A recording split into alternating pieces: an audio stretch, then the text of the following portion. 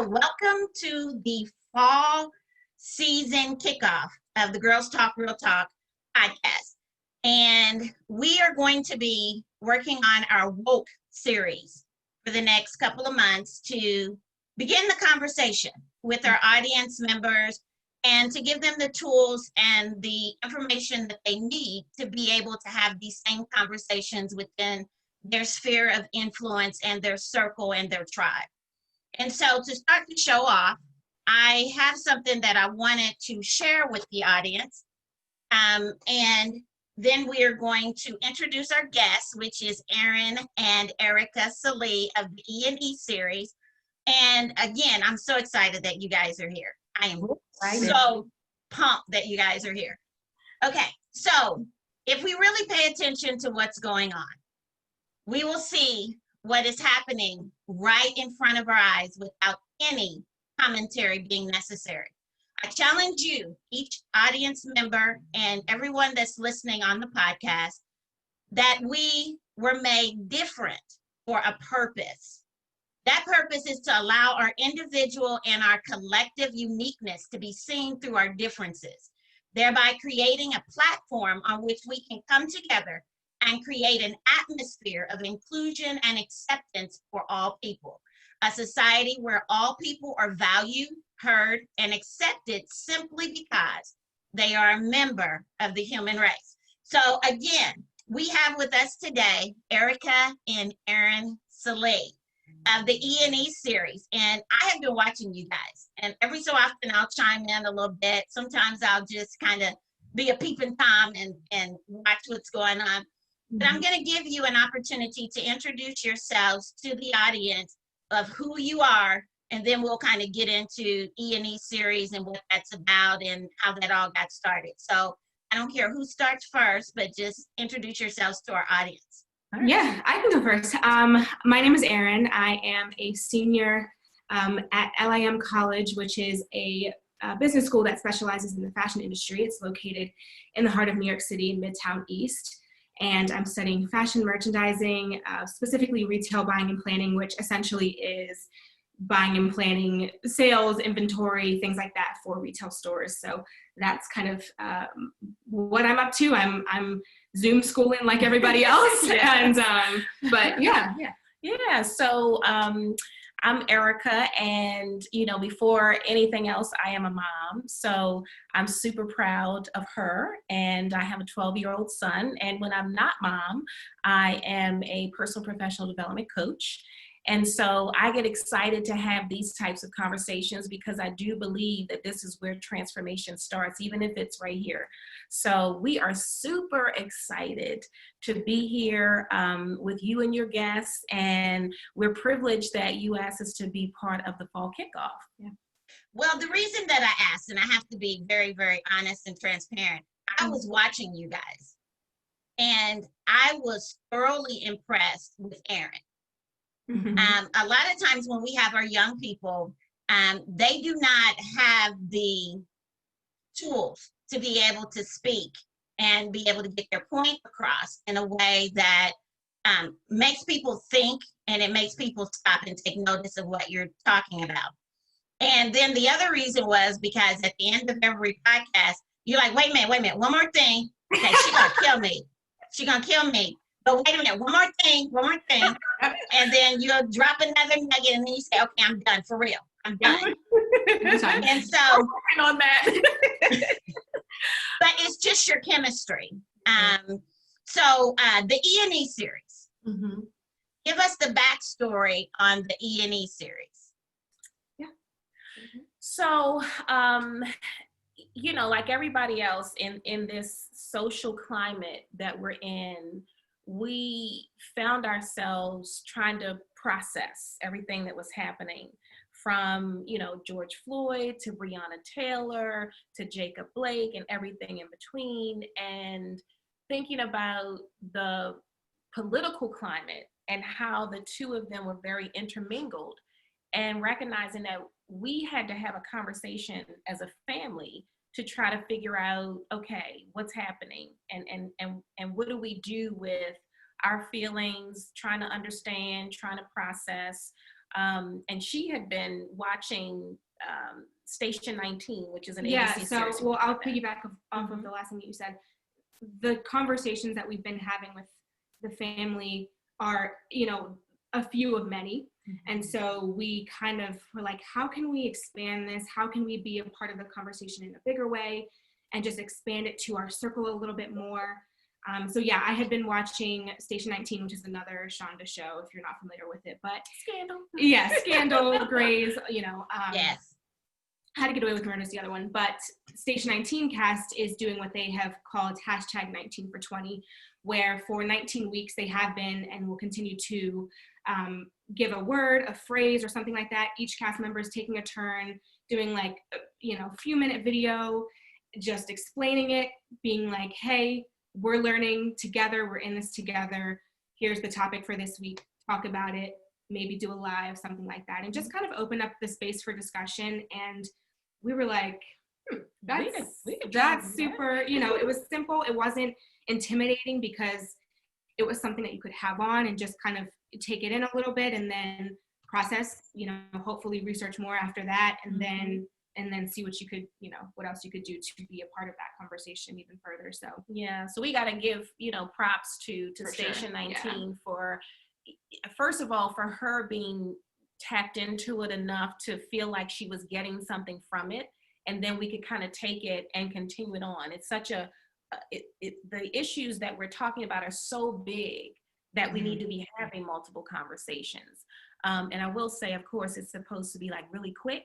So that's why I said I'm working on my, one more thing, because, Well, sometimes you get into the conversation mode and it just kind of flows and you're like, oh, there's one more thing that I forgot to say, and let me say that. But I want to jump right in here. A lot of times I have found that in the conversations that I'm having, that individuals will not necessarily pay attention to what I'm saying, but they're only listening in order to answer.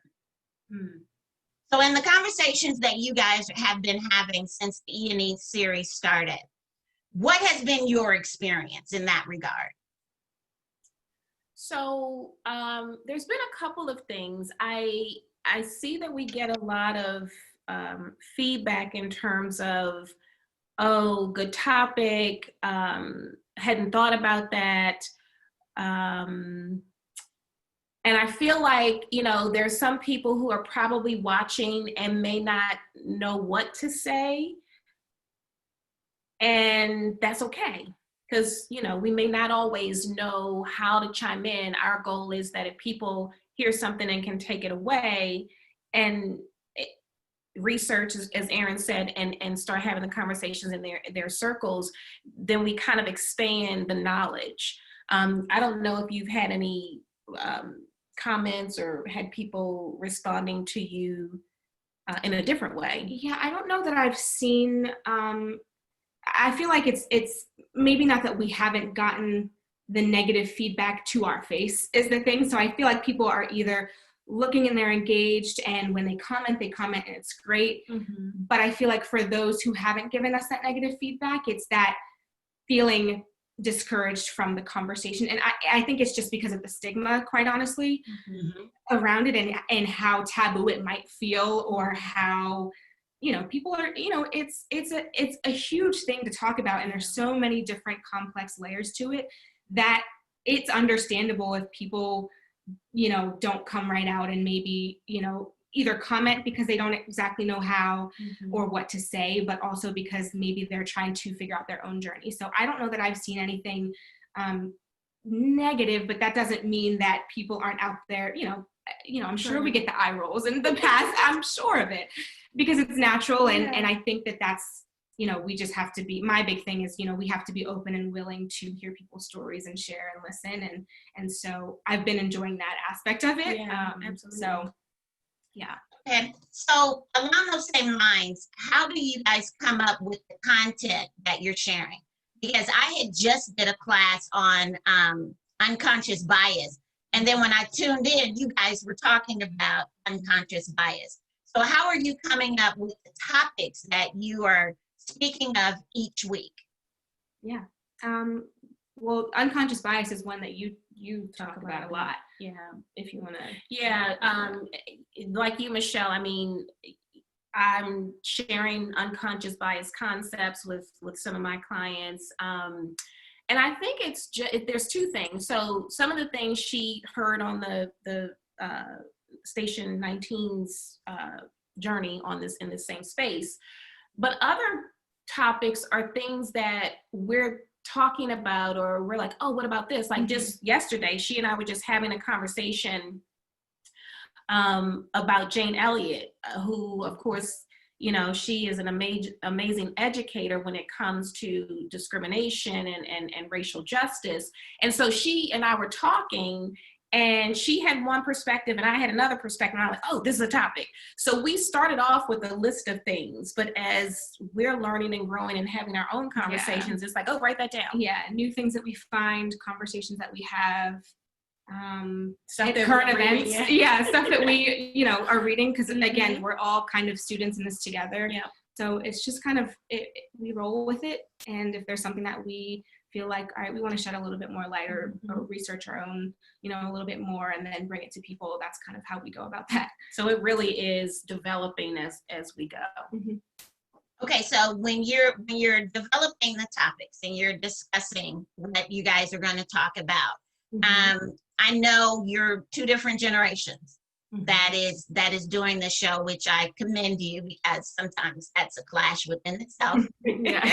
So how do you utilize the platform to reach both generations? I think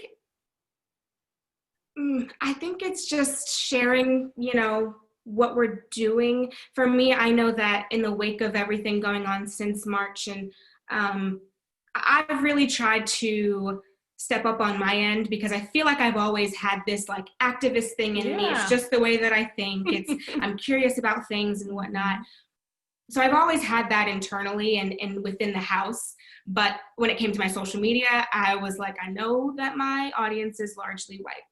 And, you know, a lot of my friends are. And so I was definitely timid, but I think I got to a point, and I'm 20, and I, you know, got to a point where I was fed up on a different level this time, and I wanted to be able to share that.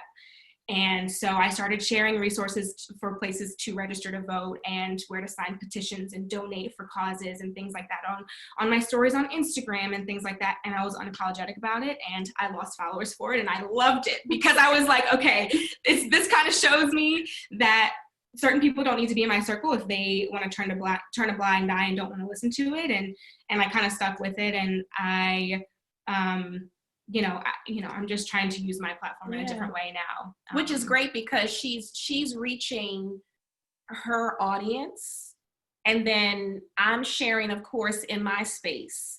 And so we're kind of bringing that together in each of our arenas. One of the other things that I think is a simple thing, but you know, she's teaching me how to use, you know, I'm not great with Facebook and Instagram, and, you know, she'll do things in a way that's like, oh, that's captivating, or, oh, post it like this. And so to me, that means it's going to reach people in the way that they get it, which may be more geared toward her generation. You know, so it's those little simple things that can make a big difference. It's that true. Mama ain't the way that like you present, you know, it's almost weird, because it's like, okay, well, you put it in this pretty package, and maybe it's not as intimidating, which is kind of like, you know, the message either way is important. But if you kind of tweak it a little bit, and you're like, all right, well, I'm going to add this cute little like vote gif on it, and people are going to be like, that's cute. Let me, you know, it's weird to think about it that way, but you're right. You do make a point with that. Yeah. Okay, so we talked about the backstory, but you guys did not allude to what the E&E stands for in E&E series. That is important. Thank you for bringing. So we were playing around with it, and we were sitting. I think we were probably sitting in the same room, and so we were like, "Oh, Erin and Ericka." But then we started thinking, yeah, that's our names, and that's cool and everything. But it's really about education and enlightenment, right? So that's where the E&E came from, because we're like, oh, if we can educate with giving you a topic, with giving you a link as to where we found the information, hopefully you will be enlightened to something that you didn't know before, and even more so enlightened to maybe think and act in a different way than perhaps what you did before you heard whatever topic we were sharing in that moment. Okay. So jumping off of what you guys just said, I'm curious because I know that I have friends like you of other nationalities. Some of them are Caucasian persuasion, and I've had them come to me and ask me, explain this to me. What is the Black Lives Matter movement? What does that look like? And some of them don't genuinely want to know. They just want to put on the face that they're in agreement. But others genuinely want to understand the movement and want to understand how they can step away from their sense of privilege and entitlement. And so have you experienced that yourselves? And if you have, what has that looked like? Yeah, I think we're probably thinking of the same thing. So so I have a neighbor who reached out to me right after George Floyd his murder, and she said, you know, I got to ask you, would you and Erin be willing to sit down and have a conversation? She said, I feel like I treat people the way I want to be treated. I feel like, you know, I'm not a racist, but I want to know, what am I missing something? I want to be able to understand more about what you're experiencing. And we were very open to it. And in fact, we embraced it. And I even said to her, I said, I'm so grateful that you asked this question. She came over and we really had a good heart-to-heart conversation. And it was great because, again, generationally, Erin was here to be a part and experience that. And we just had a really, really dignified conversation about what we're experiencing. And she shared what she has experienced over the years and some areas where she's like, oh, maybe I did miss something. And even how to have conversations on her end, because it's not always easy for anybody's family who might think differently or say things that they don't really understand the deeper power there, or maybe not understand what they're doing is why it's wrong. And so, you know, she shared stuff like that with us too, just of like, you know, well, how do I go to my, you know, the people in her circle. So, and it wasn't, it was just open and honest. You know, I felt like, and as you said earlier, you know, sometimes people listen just to say, okay, let me check the box. But we felt like it was just a heart-to-heart conversation that was genuine. She has since texted me about different things that she's been reading and how she's been having different conversations in her circle. And so we're grateful for that. So in that conversation, because as I said before, sometimes people listen to respond. Other times people are listening to be educated and enlightened. When you were having that conversation with her, did you feel as if she was actually listening with her heart, her mind, and her spirit, or she was getting information that she can then carry on within her circle? Yeah, I definitely think that it stuck because, I mean, it was emotional, you know, it was raw. And I do think, I mean, I don't think that you can, I think you can go both ways with that. I think that it was definitely something to take back to her circle, which I think is the good thing, to transfer that that energy, the information. But yeah, in that moment, it was real. Yeah. And I mean, you could feel it in the room. It wasn't like, well, let me just, you know, get it was genuine. And I mean, even to the point where like there were certain parts of the conversation where you could see and feel her emotion. Not just from a genuine, like, oh, I hear you. And we could feel that. And I mean, you know, when somebody's being genuine or when they're faking the funk. That's not what this right about. Yeah. And I think that's why we were so grateful to have not just had her ask, but just the response and the result afterwards. So, yeah. Okay. So what are two ground rules that you would give to someone that is listening to your show and they are wanting to start the conversation within their family, their community, their sphere of influence, of how they can start the conversation, keep the conversation going without it becoming an insightful, derailing mess? Just two? Okay. I mean, there's a whole list of ground rules, but can I give you two and see if hers match? Then we can Great. So from my perspective, one of the things that what I think is important is that there is no, this conversation may not result in solutions. Because we're listening to understand. That's the first thing. And secondly, it always, always, always has to be a respectful conversation. So, you know, if there's a difference between passion and heated disrespect. So it always has to be, let me listen to understand, let me speak to be heard, but it has to be respectful. So if it starts, you know, yelling and, you know, cursing and using expletives and, you know, talking meanly to someone, which we witnessed recently, but we won't talk, that's not going to accomplish anything of relevance.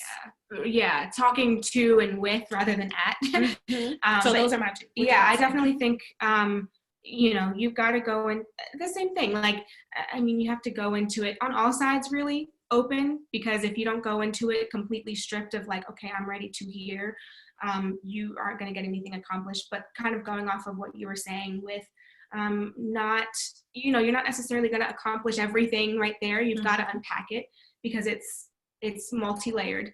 And so you've got to understand that, okay, maybe we cover, I mean, I guess kind of like we're doing in the series, like you got to cover a little, you know, peel back and peel back, but you got to keep working at it because that's the only way that, you know, we will start to see things shift. And so I think that's important. So I've noticed when I'm having conversations along this line, and understanding that the Woke series was created for individuals to get the tools and the tips that they need to continue the conversation, because policies and laws cannot change until conversations begin, and those conversations are taken into the rooms where the lawmakers and the decision makers are. And so understanding the Black Lives Matter movement and understanding that we're in the midst of going through the demonstrations, and then we have the agitators. Right. In regards to the information that you guys are providing to your audience and coming up with the topics that work best, are you looking at, let's not only begin the conversation, but if you are going to demonstrate smart. Know what it is that you are lending your name and your voice to. So have you run into those situations or had those type of conversations amongst yourself to where you are thinking about, there may be people that are demonstrating that are watching us. How can we equip them? How can we educate and enlighten them to make sure that when they go out, they know what to look for? They know how to conduct themselves and not allow themselves to get into insightful situations. Yeah, no, that's a great point. I will say a yes and a no. In the conversations that we've had so far, I don't think that we haven't said to people, so if you're going to go out and demonstrate or protest, here's how you should do it. But what we have been doing as it comes, and so thank you for that, because, you know, we want to be mindful of what information we're putting out there, and so that may need to be a part of the conversation that we can take back. But one of the things that we have been very adamant about is the notion of, now we're in election season, and so when it comes to voting, we've been very intentional with making sure that we're sending the message about when you go to vote, and maybe more so on my part, not necessarily when we do the E&E series, but it stems from the conversations that we've had. Plan your vote. If you're going to show up to the polls, make sure you be prepared to be safe. Take your hand sanitizer. Make sure you wear your mask. If you need to take a chair, do that. If you need to take food, be prepared for a long line. If you're going to mail in your ballot, make sure you request it. Make sure you look at the the drop boxes that are in. So all of those things, we're trying to make sure that people recognize how important it is to do it and to plan to do it, and also not to listen to some of the negative talk that we're hearing about how it's, going to be invalid, it's a fraud, everything's, all of that stuff. And we were even just talking about that earlier because of what's going on in Texas. Whatever one county it is, Harris County has one ballot box. Actually, they've got every county in the state of Texas will only have one drop box for mail-in ballots. Harris County in particular is crucial because of the demographic, and so to move from 11 ballot boxes down to one means that you've got people who have to be able to get to it. And so I posted earlier for people who may be in the area or have family. So it's those kinds of things that we're listening to, and when we hear it, it's like, oh, let's put the message out. All right. So, we literally were just talking about that. So in your efforts of getting your message out and talking to the individuals that you talk to personally, sometimes in person, sometimes through Facebook, how has the show been received? I think that it's been received well. I mean, I definitely, and again, I don't want to make it sound like it's this perfect and pretty thing that like we only get great, but so far it seems that people are listening, or even when we bring up points that it's like, oh, I hadn't thought about it like that. And so it's nice to be able to, again, be a part of that on a different level, and feel like people are being able to take things away from it and then being able to apply it. I don't know. What do you think? No, I think you're right. I think from everything that we've seen, and I always try to go back and look at the comments. We try to respond to as many as we can. I think we've gotten good comments. I see the views have been pretty good. And so, this is new for us. And so we really didn't know what to expect, and we still don't know what to expect, because we're developing it, and we're just like, okay, we're going to do it. We're trying not to put so much structure around it that it's not natural and doesn't feel good.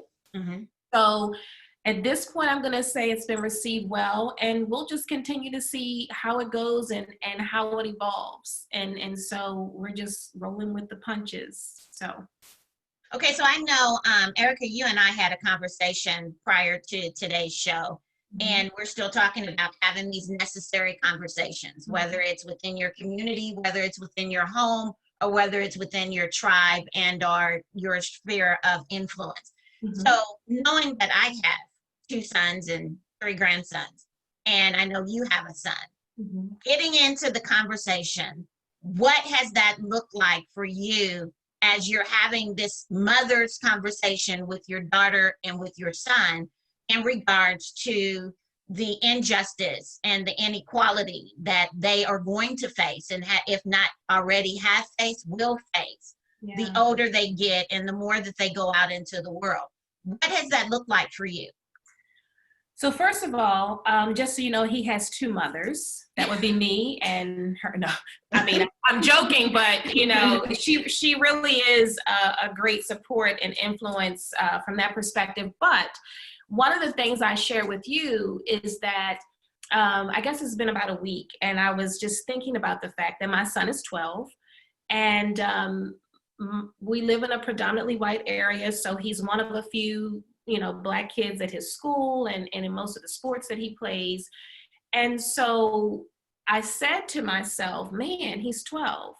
And the fact that I'm still driving him around, his sister's driving him around, or his dad is driving him around, gives me some sense of comfort, because I don't have to worry about, oh gosh, he's driving around in the neighborhood, and if he's driving my car, is he?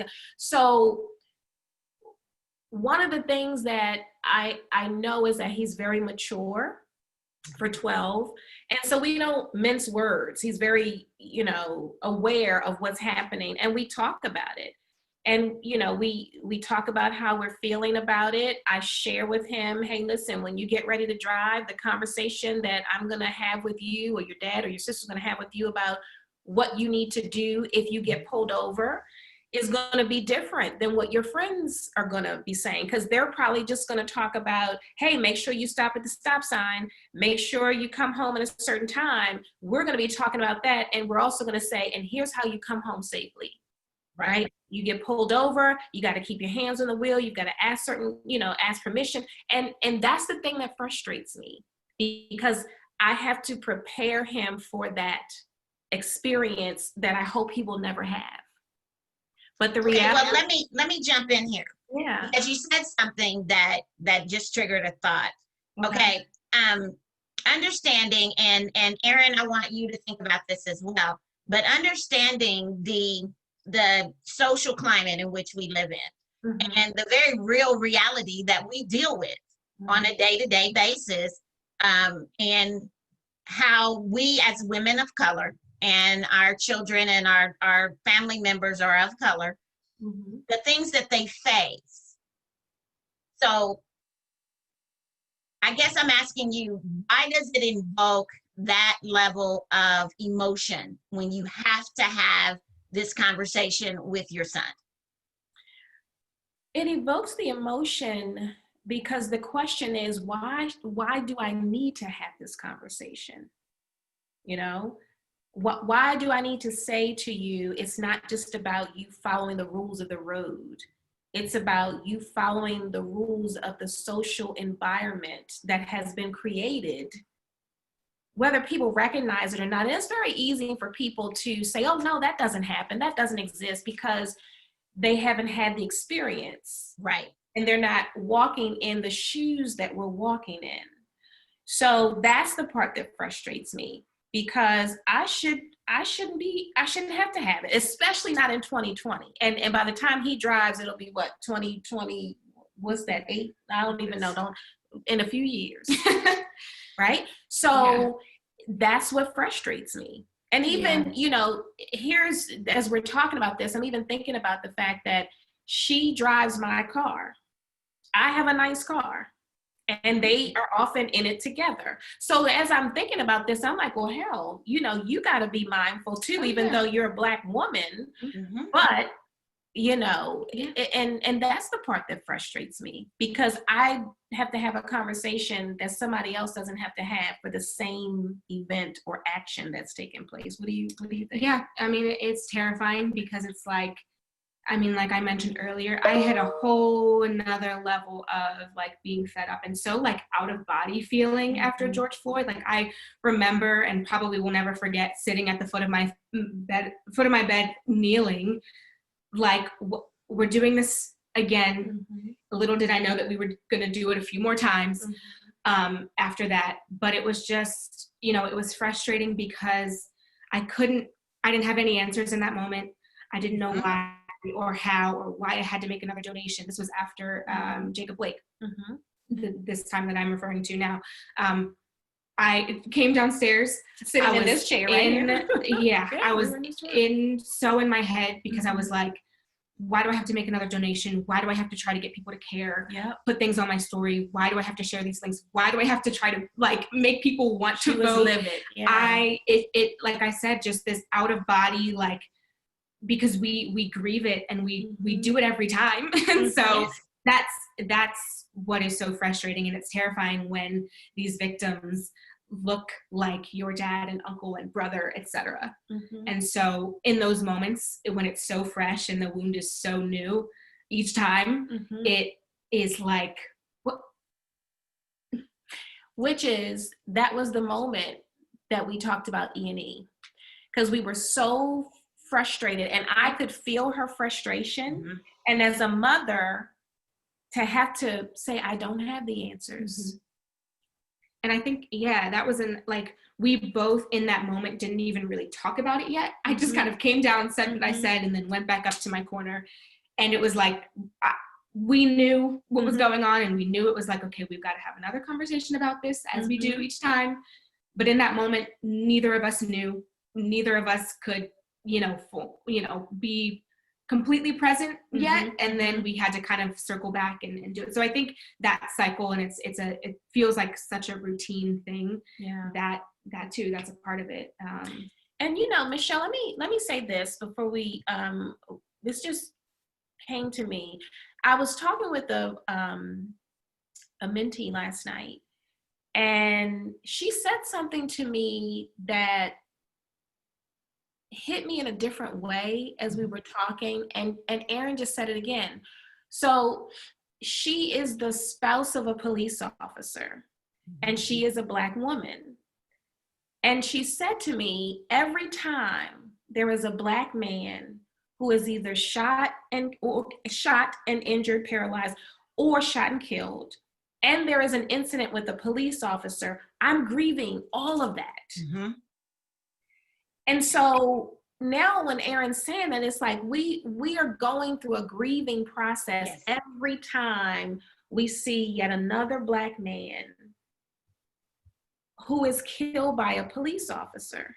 And it's like just that whole, and what grieving is in stages, but it's like we don't even have the opportunity to come through a stage before we start the process over again. And that's part of the angst and the frustration. Our bodies, our minds, and our spirit cannot heal from one before we have to turn on the grief process for the next. Right. And that's a real thing that has emotional, mental, and spiritual consequences if we're not careful. I don't think people really realize when it happens that you're grieving for that person, but you're also grieving for the fact that could be yours. Exactly. That this could be you going through this experience. And so in thinking about that and stepping over into that realm of understanding that there is an emotional attachment to how you are feeling. What are some ways that you guys believe that people can begin the conversation, but before they begin the conversation, they take care of their emotional health first? Yeah, it's so important, because it kind of feels like, okay, you can't fully love until you love yourself. That's kind of what that feels like to me a little bit. But I mean, it's the little things. I mean, we probably watch CNN too much. And so when we've got to flip over to the Hallmark channel to reset our minds on right now, we have to do that. Yeah. And that's not a joke, like literally. Yeah, I think it's just like taking a little bit of separation, and not so much that you're disconnected, but enough so that like you can process and work on yourself, and then kind of figure out how you want to deliver. But I think you just got to come back into yourself and process it, and with your people, because I think that's important for us when we're here. Be with your people and have those conversations in the way that you need to have. And your people doesn't necessarily mean the people that look like you, because I don't want anybody to hear that and think, oh, absolutely. Yeah. Just like the people that, are that in your circle, that give you light. And I mean, it can come in a number of different forms, like, YouTube some yoga. You know what I mean? Like, yourself, that's a whole, there's a lot of things there, but, and I also think, no, she's absolutely right. And one of the things, I mean, well-being is my thing. So our thing. And before I lose this thought though, here's the other thing I want to mention. I am so grateful that she has been home through this process, because I thought about this, I don't know, maybe it was a few months ago or so. And I thought, if she were away at school, she would have been experiencing this on her own. Yes, with her friends, but not in the space of nurturing where we could hug and where I could feel her tears. And so from that perspective, if the pandemic hadn't happened, and as tragic as it has been with 200,000+ people who have lost their lives, I look at it and I say, I'm glad that she was here. so that we could go through this grieving process together and try to turn that grieving energy into something that now has resulted in E&E, has resulted in this conversation and others that we're having in lots of different arenas. So I wanted to say that. And I said that and I forgot the original question that you were asking. The emotional health. Yes. So coming into any conversation that can be raw, it's just important to I think have a conversation with you. And maybe one of the and I'm saying yourself, which is what Erin said, but maybe one of the things in that conversation with yourself is, as I go into this conversation with this person or this group of people, everything that I think I know, let me just put it on the back burner. And if I come into it and say, oh, well, how would I feel if I were the other person in this conversation? Could I open myself up enough to meet the person where they are, as opposed to coming in with only who I am? Maybe that's the way we start to approach it, because we already come in posturing, right? With everything we know, with everything we've been through. This is how I was raised. This is what I believe. I'm a Republican. I'm a Democrat. So I'm just coming in with all that. And then we just say, wait a minute, let me just chop that down and let me come in as a human and say, all right, let's just talk with, see how that works. Okay, as you guys were talking, if you see me look down, it's because I'm writing stuff down because thoughts hit me, so I have to write it down so I don't forget. All good. I got you. I'm able to throw that in there. So just and I'm really grateful for the two of you. And the reason I'm grateful for the two of you is because you are mirroring the possibilities that other families have that they didn't even realize that they had the opportunity or the possibility to be able to have these conversations and have it in a way that it solidifies who you are individually and collectively, while giving you the opportunity to talk. And let's face it, the majority of the people, they just want to be heard. It's not so much as anything else. It's just give me the respect to hear what I'm saying. You may not agree with me, but respect me enough to listen to what I'm saying. Absolutely. So with that in mind, how do you create a safe place to continue the conversation? Because every place may not be a safe place. Ooh, you want to? Yeah. What do you think? Let me see. Well, I think there's a couple. So when I think of safe place, well, you know, in most cases, everything is on Zoom now. So spatially, it might feel safe because people aren't in the same physical space. I don't know how long that's gonna last, but you know, that's, I think from a physical standpoint, that does make a difference, even though it might seem insignificant. But the other thing that I think is important, whether you're in a physical space or in a virtual space, is that you have to have someone who is leading the conversation to basically say, here are the ground rules. And in order for us to have this as a safe space, these are the things that we need to make sure happen. And if it gets to the point where, whether it's virtual or physical, where you can feel that the energy is going to a place that doesn't feel safe, and what does that look like if people are yelling or screaming, or even if you're in a physical space and you happen to see that, okay, somebody's getting into somebody's personal space, which prayerfully that won't be, you know, but we've got to hone or go back to the ground rules. This is a safe space. You're free to be open, to share, non-judgmental, right? It is a judgment-free space. so, you gotta have the ground rules in place, because without them, it gets to be willy-nilly, and you have to be able to hold to those ground rules so that you have a basis for some sort of structure. That's Yeah, kind and of I what think I even see as before part of it. that, and what I feel like we've talked a lot about, before you even get to that point,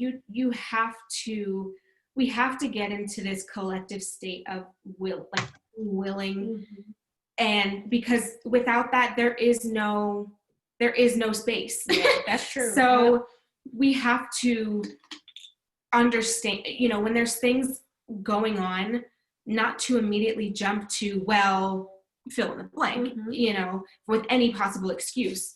It's, what are these people going through, or what is whatever, whether it's a marginalized group or, one that may not be your own. We have to stop the bash or the, misunderstanding just to misunderstand, or missing the point just because we're completely just swinging out of, we have to come in willing. We have to change our mindsets from, left and right, or we've just got to approach it differently. And I think that that's a lot of the division. It's like people are just not willing to be there, to be present in a way that is effective. And so I think that before we even get to having those spaces, we have to have them with people who are completely willing to be present and listen and open. And yeah. Here's another thing too, Michelle, is that I think it helps to structure conversations with questions. Yes, definitely. How does it make you feel if? What has this experience been like for you? Tell me, what does Black Lives Matter mean? Like, with questions as opposed to direct statements sometimes, because that comes off as, I'm posturing behind this thing that I believe and know. Yeah. So I'm just going to tell you. So I think questions is also another way to create safe space, because I'm asking a question, that means it's open for dialogue. Right. It's not that you've already made up your mind on something and you want to kind of interrogate. It's, right. Yeah, absolutely. I think it's very important. For me, I'm the youngest of 4 kids. Okay. And so I'm the baby girl and the youngest child. And so in that, there's a lot of times where I choose to be silent because my older siblings are voicing their opinion and I don't necessarily agree with it. Okay. I choose to be silent opposed to creating an atmosphere where we're adversarial. So in those situations, I find that I'm doing myself a disservice because I'm not being honest about where I am and how I'm feeling. I'm not being true to who I am. So in those situations to where someone may feel like their response may be taken the wrong way, how would you advise them to still be able to share their views, being true to themselves, and get their need to be heard and using their voice on the table, so to speak, without the disrespect, without the just going in, like you said, Erin, and just kind of throw it out there. And if it sticks to the wall, it sticks. If it slaps somebody, it slaps somebody. Well, whatever it does, it's just going out there flying in the wind with the thought of however it falls out, it falls out. How would you, and both of you dealing with the generations of individuals that you're talking to, how would you handle that if someone came up to you and said to you what I just said? Yeah, I think it's, reassurance, because just as we want people to, hear our experiences, and I'm saying no matter what type of person or what you look like or what, whatever, as much as we want people to hear what we have to say, we want to be able to reassure, we want to be able to reverse that and reassure people that as much as we have a mutual understanding. So as much as I want you to hear me. I want to hear you. I absolutely want to hear you, and let's talk about it. So I think that there is room in those conversations to reassure one another that you're present and that you, again, are willing to hear each other out and then go from there. Yeah. No, I think that makes perfect sense. And really, Michelle, it is you saying it the way that you said it, I think is a perfect way to start that part of the conversation off. You know, I just want to be heard. I want to be true to myself enough to speak my voice. And I also want you to do the same for me in the same way that I'm doing it with you. So this whole conversation too is about reciprocity. Right. So, you know, if one of the ground rules is we will speak to one another, not at one another, then if I'm speaking to you and I'm sharing this in the way and I'm saying, hey, Michelle, you know, I just want to be heard. Can you hear me out for a moment? It doesn't mean that I'm not respecting you, but I need to honor myself in the conversation by sharing. Can you do the same with me? Yeah. So you're already opening up the door to make an agreement. And so if you're having the conversation and you can agree in that moment, then when you feel like, oh, I'm straying away from the agreement, we can come back and say, well, wait a minute. Remember, we made the agreement to have the conversation this way. So there's a lot of pre-work, as Erin said, that needs to happen in order for it to be a safe space and in order for it to be a dignified conversation. Yeah, and I think that's really, I mean, this whole thing is vulnerable. So even if we're having the conversations, it feels even more vulnerable to be like, hey, like, you know, have the back and forth of like, okay, you know, here I am, here you are. That's like another layer of that vulnerability. And so it almost feels not necessarily taboo, but, ooh, I don't know if I can or if I am able to. But I think that we're showing each other sides of ourselves. And so that's kind of, like I said, another layer of that vulnerability that we all have to. Absolutely. Just like when we said our neighbor came over, I mean, she had to be vulnerable enough to even ask the question, can we sit down and have a conversation? Because she was putting herself out there. And so we were all vulnerable in the space and it was okay. But we also realized that it's not easy for people to be vulnerable because vulnerability has also been seen as weakness. Yeah, it's exactly. Yeah, absolutely. Yeah. So can you believe that we've actually been doing this for almost 55 minutes? Man, we could go on and on and on, right? Right. Okay, so I want to back up to something that you said. Setting those ground rules is so very, very important. So of the things that we talked about, I want to make sure that I'm touching on that when individuals, family members, friends, people that are in the same circle, their circle of influence, whatever their sphere of influence looks like, make sure that you take care of your emotional health first. Ooh, yes. Before you come into the room. And I say it this way, and my mother always tells me, you know, you and these words, I'm going to have to work with you on these words. Deal with your emotional health and your mental health before you step into the room and vomit all of your negativity on everyone else. Yes. It's your responsibility to handle your emotional and your mental health prior to stepping in and holding these conversations. Because like you said, people are going to be vulnerable and they're bringing that vulnerability in there, expecting it to be a safe place for them to talk freely and openly and also to listen openly. And then the next thing that I heard, and I'm gonna let you jump in a second. The next thing that I heard that you all said is come in with an open mind. Even though you may have your ideas, you may have your position, whatever it looks like, be open enough to hear what they have to say because you may just learn something from them that you didn't know. Or they may present it in such a way that you never thought about it that way. And since they presented it in that way, you can go along with their opinion. You can agree, even if it's to agree to disagree. You can come to a common ground with that. Absolutely. Yeah, because you can't walk in with your guard completely up because then nothing gets done. So absolutely. Yeah, and I think that emotional health,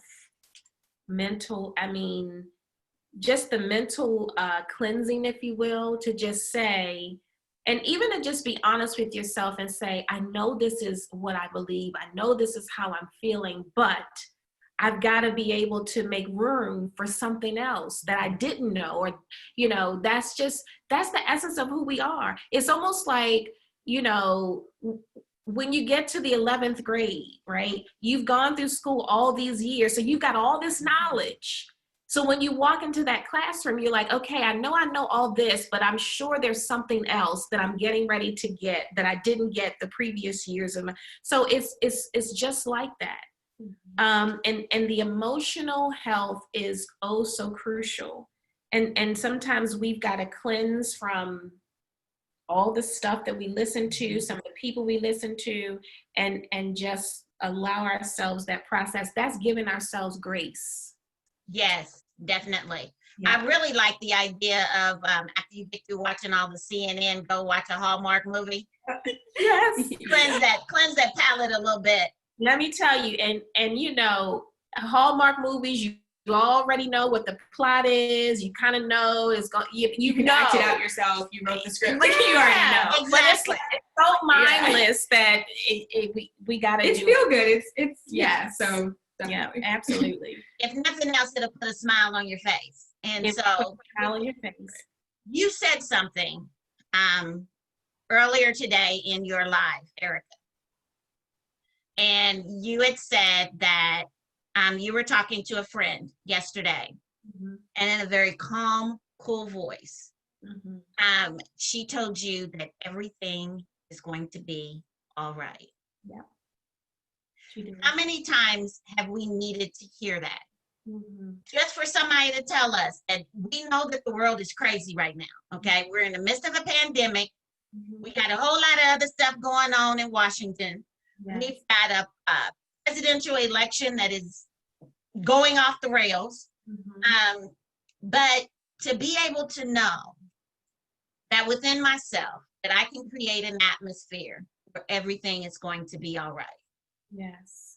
And to stay firm on that and take that same spirit, that same mindset into the rooms and having these conversations with other individuals, being able to set up those ground rules, being able to start the conversations with questions instead of with already prescribed ideas and doctrine, so to speak.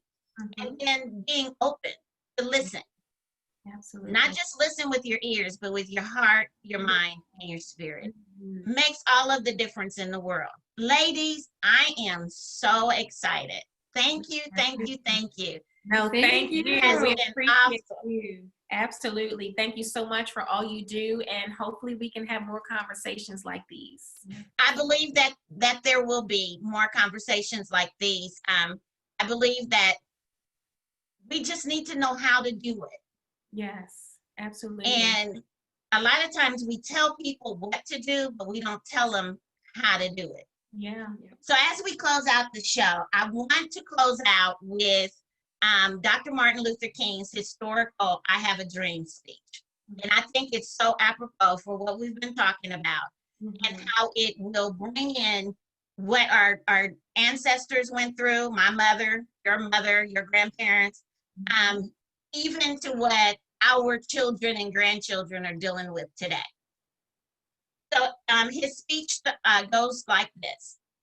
50 years ago, a great American signed the Emancipation Proclamation. 100 years later, the life of the colored American is still sadly crippled. The chains of discrimination is still present 100 years later.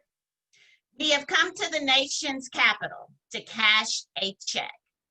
When the architects of our great republic wrote the magnificent words of the Constitution and the Declaration of Independence, they were signing a promissory note to which every American was to fall heir.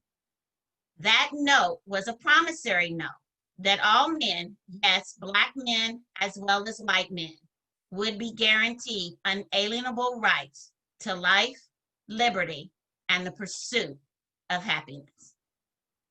So as we go into our individual circles, our tribes, our families, and begin to have these necessary but sometimes difficult conversations, always remember that you have to be the change that you want to see, because we're all different, and it's those differences that make us unique and that bring us to the table to make decisions and choices wisely that will not only impact our lives, but the lives of our children. So again, this is Michelle with Girls Talk Real Talk, because when girls talk, just about anything can happen.